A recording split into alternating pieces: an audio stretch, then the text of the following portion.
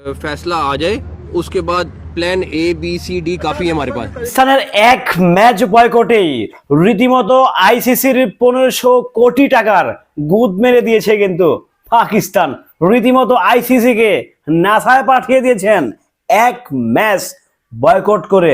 বাংলাদেশের প্রতি সহমত জানিয়ে পাকিস্তান কিন্তু ভারতের সঙ্গে সেই ঐতিহাসিক ম্যাচটি 15 তারিখে খেলছে না। সেই ম্যাচ না খেলাতে যেন আইসিসির মাথায় বাঁশ ভেঙে পড়ছে, রীতিমতো অন্য কিছু ঢুকে গেছে। জাস্ট চিন্তা করেন, পাকিস্তান জাস্ট একটা ম্যাচ বয়কট করছে, রীতিমতো কাপাকাপি লড়ালড়ি অবস্থা, রীতিমতো জরুরি মিটিং বসছে কিন্তু আইসিসি ও বিসিসিআই। ঠেলা ঠেলা ঠেলা, জাস্ট ঠেলা ঠেলা আর ঠেলা।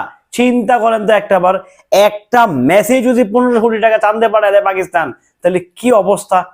হ্যালো এভরিওয়ান, শিমুল আছি আপনাদের সঙ্গে। কেমন আছেন সবাই? যে খেলা দেখাইছে ভাই পাকিস্তান, সত্যি বিশ্বকাপ বয়কট না করেও যে কিছু একটা করা যায়, বিশ্বকাপ বয়কট না করেও যে মানে মোটা অঙ্কের একটা বাস দেওয়া যায়, সেটা যেন পাকিস্তান হারে হারে বুঝিয়ে দিয়েছে আইসিসি কে। আপনারা জানেন যে আইসিসির যেই পূর্ণ নির্ধারিত যেই 15ই ফেব্রুয়ারি যে ম্যাচটা ছিল ভারত পাকিস্তানের, সেই ম্যাচটা পাকিস্তান বয়কট তথা পয়েন্ট ছেড়ে দিয়েছে। পয়েন্টটা ছেড়ে দিয়ে রীতিমতো যেন আইসিসি কে জাস্ট 1 হাত নয় 10 হাত দিয়েছে।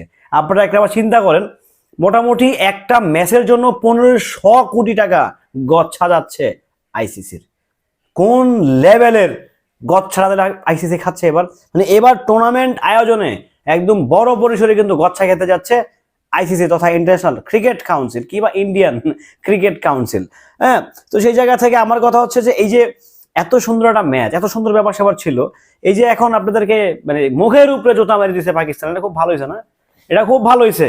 বাংলাদেশ একটা ন্যায্য দাবি করছে, বাংলাদেশ তার ন্যায্য অধিকারটা চাইছে, বাট সেটাকে আপনারা প্রশ্রয় দেন নাই, সেটাকে আপনারা প্রাধান্য দেন নাই, সেটাকে আপনারা অগ্রাধিকার না দিয়ে রীতিমতো সেটাকে তুচ্ছ তাচ্ছিল্য করেছেন। এখন মারা খাচ্ছেন। সমস্যা কোথায়? কঠিন মারা খাচ্ছেন, এখন মারা খান, বেশি করে মারা খান। আমার তো মানে 1500 কোটি নয়, 5000 কোটি টাকা লস হতো না, আমি আরো বেশি খুশি হতাম।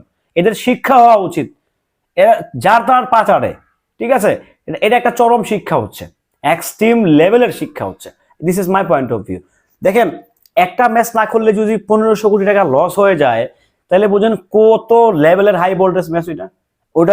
ওটার যে টিআরপি, ওটার যে রেভিনিউ, ওটার যে অ্যাড রেভিনিউ, যে স্যাটেলাইট যা দিয়ে থাকে, পুরা টুর্নামেন্টে যেই রেভিনিউটা আসে তার সিংহভাগ আসে হচ্ছে ভারত পাকিস্তানের ম্যাচ থেকে। সো সেই ম্যাচগুলি বুধ মেরেছে পাকিস্তান। যা তোরা খেল, তোরাই খেল, তকলকে খেলুম না, বিশ্বকাপ খেলুম কিন্তু তকলকে খেলুম না। কি খেলাটা দেখছে ভাই, আমি জাস্ট সত্যি পুরো কুচি করে আসমান থেকে পড়লাম যে কি শুরু করলো তারা। শুরুটা করেছে কি, যাই হোক সেদিকে যেতে চাই না। এখন বিষয় হচ্ছে যে আমার কথা হচ্ছে এই যে পাকিস্তান ম্যাচটাকে বয়কট করলো, এটা মনে হয় পাকিস্তান একটা দুর্দান্ত ডিসিশন নিয়েছে, দুর্দান্ত। নিশ্চয়ই দাদাদের পেছন লাল হয়ে গিয়েছে অলরেডি, কারণ তারা বুঝতে পারছে না খুশি করে কি করবে। আর্ধেক বিড়ি কি খাবে না সেটাও পকেটে রেখে দিবে, কারণ আর্ধেক বিড়ি তো শেষ হয়ে গেল, তো শেষ। এখন কুচি করে দেখা যাক কি হয়। তবে আমি খুব আনন্দিত ভাই, সত্যি কথা। আমি সেই 15 থেকে আরো বেশি আনন্দিত হব যদি পাকিস্তান সিরিয়াসলি ম্যাচটা না খেলে। একদম মুখের উপরে জোতার বাড়ি পড়ো, মুখের উপরে জোতার বাড়ি। সব জায়গায় চামচামি চলে না। একটা আইসিসি ইন্টারন্যাশনাল ক্রিকেট, এটা ফেয়ার, এটা হইতে হবে ফেয়ার এবং ট্রান্সপারেন্ট, ক্রিস্টাল হইতে হবে, স্বচ্ছ হইতে হবে। বাট এটা হচ্ছে অস্বচ্ছ, তো আনফেয়ার, ট্রান্সপারেন্ট তো প্রশ্নই আসে না। এটা জাপসা গ্লাস দিয়ে ঢাকা।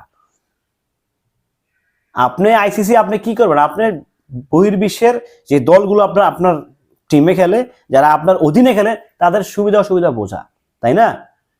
না আপনার আরেকজন ভারতের সুবিধা অসুবিধা বুঝছেন, ভালো হয়েছে না? আর মুড়ি খান, এখন বইবে আর মুড়ি খান, শান্তি পাইবেন।